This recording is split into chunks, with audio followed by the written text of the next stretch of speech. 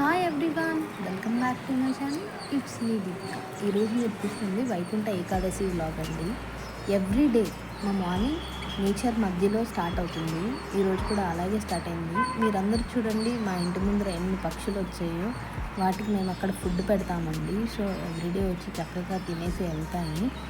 రోజు మా ఇంటి ముందు రకరకాల పక్షులు వస్తాయండి. ఎక్కువగా పిచ్చుకలు, తర్వాత పావురాళ్ళు, ఉడతలు అయితే చాలా బాగా వచ్చి ఆడుకుంటాయండి.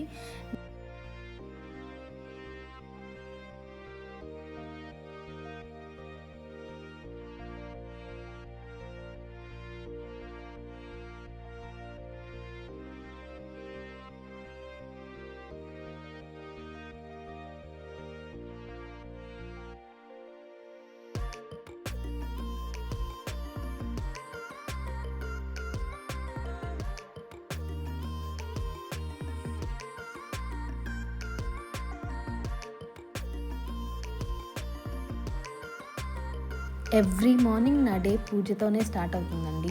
నాకు రోజు ఉదయం మరియు సాయంత్రం పూజ చేయడం అలవాటు. చాలా పీస్ఫుల్గా అనిపిస్తుంది. సో ఈరోజు వైకుంఠ ఏకాదశి కాబట్టి శ్రీ మహావిష్ణు అవతారాలన్నిటికీ నేను పూజ చేసుకున్నాను. చక్కగా స్వామివారికి రకరకాల నైవేద్యాలు పెట్టానండి. స్వామివారి ఆశీస్సులు మీ అందరికీ ఉండాలని కోరుకుంటున్నానండి. చూడండి, మా ఇంటి ముందర ఉన్న మినీ గార్డెన్లో చెరుకు ఎంత బాగా పెరిగిందో. రకరకాల చెట్లు ఉన్నాయండి ఈ మినీ గార్డెన్లో. బంతిపూలు, చిక్కుడుకాయలు, తర్వాత పచ్చిమిర్చి, గుమ్మడికాయలు, వంకాయలు, టమోటాలు. అండ్ ఇంకా చెప్పాలంటే మా గార్డెన్లో స్పెషల్ ఏంటంటే గోంగూర 8 ఫీట్స్ పెరిగింది. సో మాకే చాలా ఆశ్చర్యంగా అనిపించింది అనమాట. ఈ గార్డెన్ని మా అత్త చూసుకుంటారు. ఈరోజు నేను కూడా అలా వెళ్ళాను. సో మీ అందరికీ చూపిద్దామని షూట్ చేశానండి. చెరుకు మాత్రం బాగా వచ్చింది. సంక్రాంతికి దేవుడికి పెడతామండి కొట్టేసి. అండ్ అవును, గోంగూరను తీయడం మర్చిపోయాను. ఈసారి వీడియోలో మీకు గోంగూర కూడా చూపిస్తానండి. చాలా పొడువుగా పెరిగిపోయింది. నేను ఎక్కడా చూడలేదు అంత పొడుగు అవ్వటం. ఫ్యామిలీ అందరం కలిసి టెంపుల్కి వెళ్ళాలనుకున్నామండి. డ్యూ టు సమ్ వర్క్స్ మా హస్బెండ్ అండ్ మా ఫాదర్ ఆ రోజు లేరు.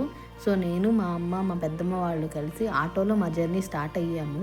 మేము ఎక్కడికో కాదండి, మాకు దగ్గరలో ఉన్న సౌమ్యనాథ స్వామి టెంపుల్కి వెళ్ళాలనుకున్నాము. ఎందుకంటే అక్కడ మహావిష్ణు అవతారాల్లో ఒక అవతారమైన శ్రీ వెంకటేశ్వర స్వామి టెంపుల్ ఉంది. అక్కడ ఎలా ఉంటారంటే స్వామి తిరుమలలో ఎలా అయితే ఉన్నారో అచ్చం అలాగే ఉంటారండి. ఈ టెంపుల్ చాలా ఫేమస్ అయిన టెంపుల్. చుట్టుపక్కల ప్రాంతాల నుంచి ఇక్కడికి శనివారం రోజు చాలామంది వస్తుంటారు. అక్కడ ఏంటంటే నానుడి, మనం ఏదన్నా మొక్కు అంటే మనం కోరిక ఏదైనా ఉంటే స్వామివారికి చెప్పుకొని చుట్టూ ఒక 9 ప్రదక్షిణలు తిరిగి స్వామివారిని దర్శనం చేసుకొని వెళ్ళిన తర్వాత ఆ కోరిక నెరవేరుతుందంట అండి. అలా నెరవేరితే 108 ప్రదక్షిణలు మళ్ళీ వచ్చి స్వామికి తిరగాలి. ఇక్కడ మీరు చూస్తుంది సాయినాథుడి టెంపుల్ అండి. ఆన్ ద వేలో మనకి చెయ్యేరు నదికి ఆనుకొని ఉంటుందండి బాబా టెంపుల్. చాలా బాగా ఉంటుంది. మేము చాలాసార్లు వెళ్ళామండి. సో ఇప్పుడు వెళ్ళడానికి కుదరలేదు. సో ఆన్ ద వేలో షూట్ చేశానమాట. మాకు చెయ్యేరు నది ఈ మధ్య అన్నమయ్య ప్రాజెక్ట్ డ్యామ్ వచ్చి వరదల వల్ల వెళ్ళిపోయింది.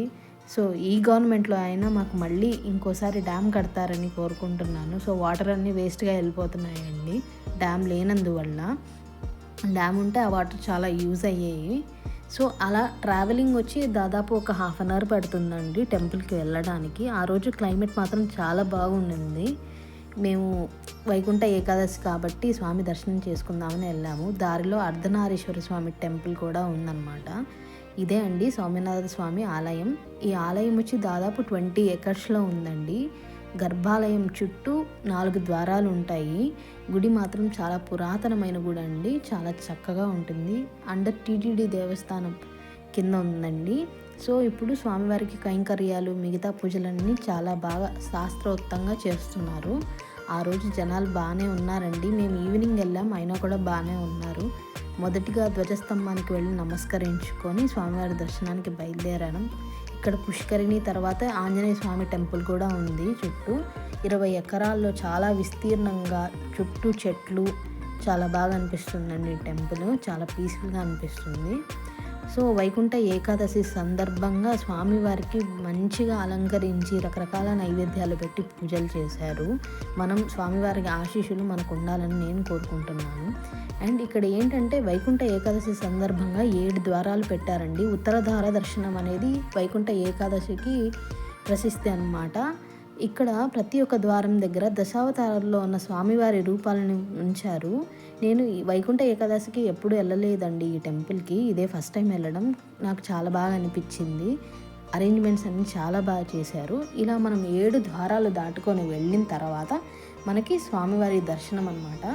గర్భాలయంకి మొత్తం మంచిగా పూలతో రకరకాల వాటితో అలంకరించున్నారు. మీరు కూడా చూడండి. దర్శనం అయింది.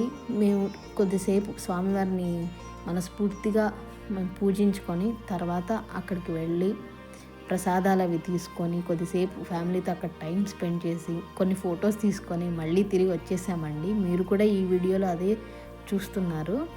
సో ఈ వ్లాగ్ మీ అందరికీ నచ్చిందని నేను మనస్ఫూర్తిగా కోరుకుంటున్నాను. మన ఫ్యామిలీ చాలా పెద్దదవుతుందండి. చిన్నగా స్టార్ట్ చేశాను. ఇంకా మీ ఎంకరేజ్మెంట్ నాకు కావాలి. సో సబ్స్క్రైబ్ చేయకుండా చాలామంది చూస్తున్నారండి. మీ అందరూ కూడా నాకు సబ్స్క్రైబ్ చేసి నాకు ఎంకరేజ్మెంట్ ఇవ్వాలని కోరుకుంటున్నాను.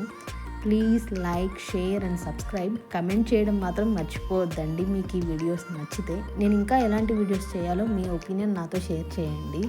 మరెన్నో వీడియోస్తో వచ్చి మీ అందరి బ్లెస్సింగ్స్ నాకు ఉండాలని కోరుకుంటున్నాను. Thanks for watching my video. So ఈరోజు నా వ్లాగ్ని మీ అందరూ కూడా చూసి ఎంజాయ్ చేయండి. Thanks for watching. It's me, Deepika. Please do like, share and subscribe to my channel. Thank you.